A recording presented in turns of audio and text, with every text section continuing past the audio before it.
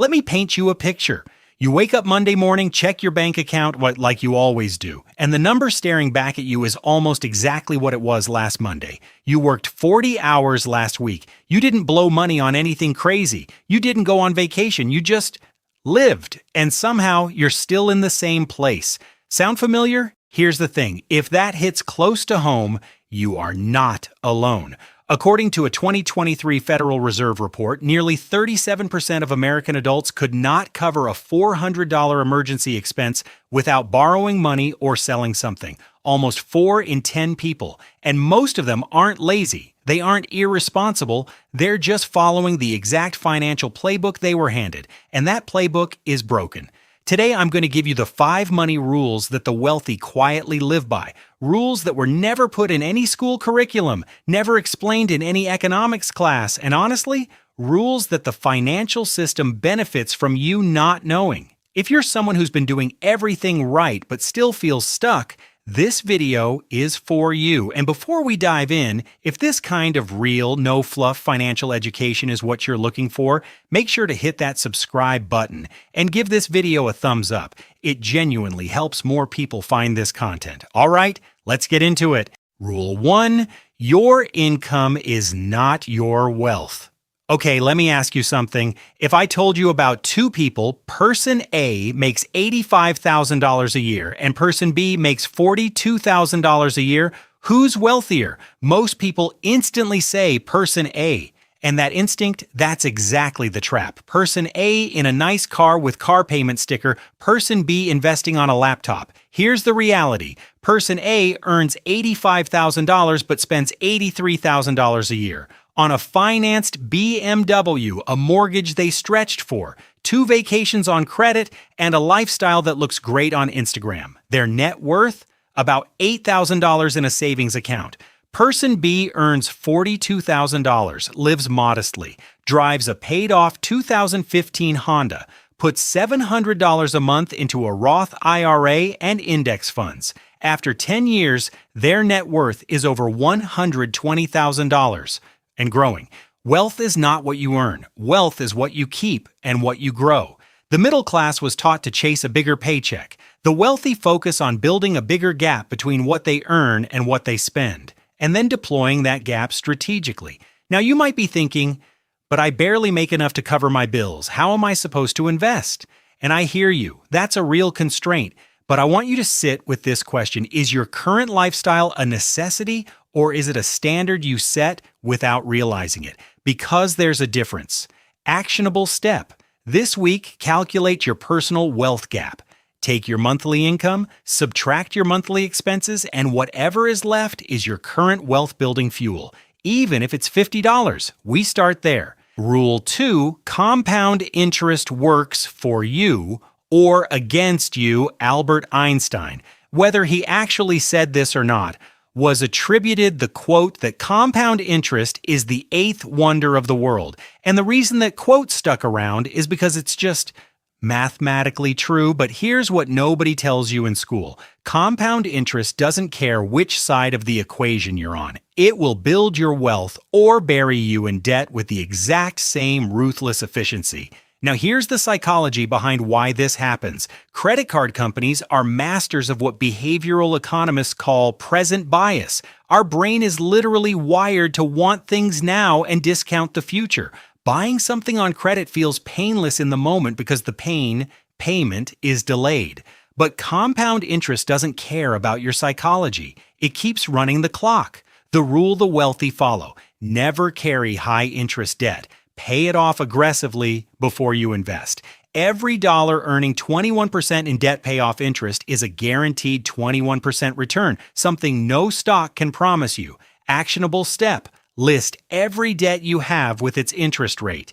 Anything above 7%, attack it. Use the avalanche method, minimum payments on everything, then throw every extra dollar at the highest rate debt first. This will save you thousands. Rule 3. Taxes are the biggest expense you've been ignoring. I want you to think about the last time your employer talked to you about tax strategy. Never happened, right? What about your high school, college? Probably not. But for a middle-class family earning $75,000 a year, federal income tax, state tax, Social Security, and Medicare can take between 28 and 35 cents of every dollar earned. That is your single largest annual expense, and most people manage it by doing absolutely nothing. The wealthy have known something for decades. Legal tax reduction is not cheating, it's financial literacy. And the government actually built tax advantages into the system. They're available to everyone. The middle class just was never taught how to use them. Let me show you what this means in real money. If you earn $75,000 and contribute $6,000 to a traditional 401k, your taxable income drops to $69,000. If you're in the 22% tax bracket, that's $1,320 back in your pocket immediately. Money that would have gone to the IRS, now working for your future. Now you might be thinking, I can't afford to lock money away for retirement. And here's where I want to flip that thinking. Can you afford not to? Because every year you delay costs you far more in lost compound growth than what you put in. Actionable step.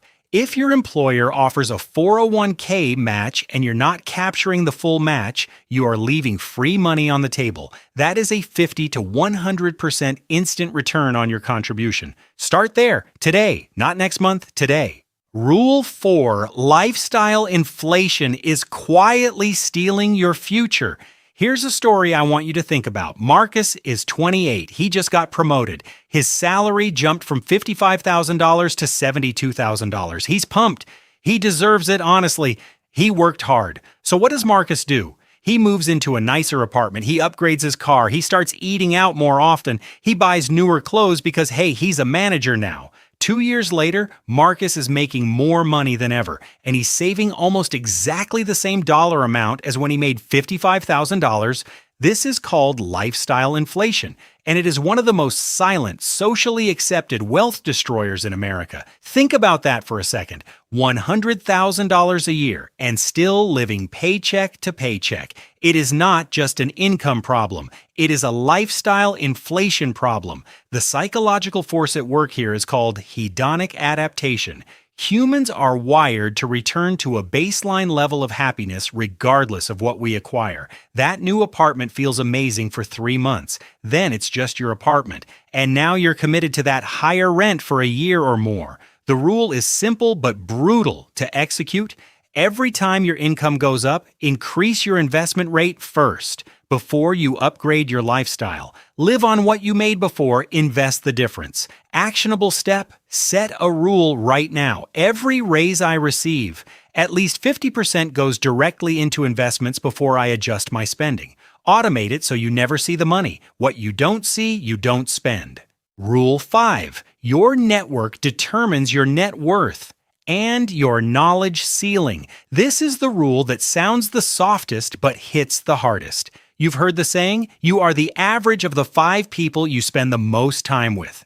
Jim Rohn said it decades ago, and behavioral economics has actually backed it up since then. Social comparison theory, peer influence on financial behavior, reference group effects. The research is clear. The people around you shape your financial decisions more than almost any other factor. Think about the people you spend the most time with. When money comes up, what's the conversation? Is it, I just finished reading about index funds, or is it, did you see those new Jordans? There's no judgment here. Both conversations happen, but one of them is building wealth. The other is building a wish list.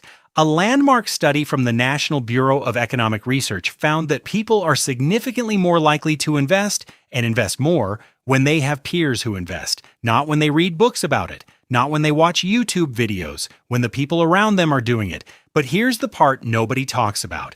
It's not just about who you know, it's about what those relationships expose you to. The wealthy have access to information, opportunities, and conversations that the middle class literally never encounters. Real estate deals passed along in conversations, investment opportunities shared over dinner, business partnerships that happen because 2 people were in the same room. All right, let's bring this home. 5 rules. None of them were taught in a classroom. All of them are being quietly used by the people building real wealth in this country right now. So here's your challenge. Pick one rule from today's video, just one, And apply it this week. Not perfectly, just start.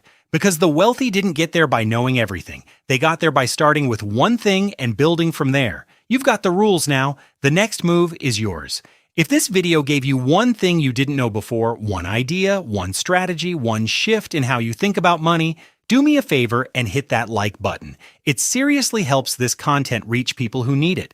I'll see you in the next one. Stay focused, stay building.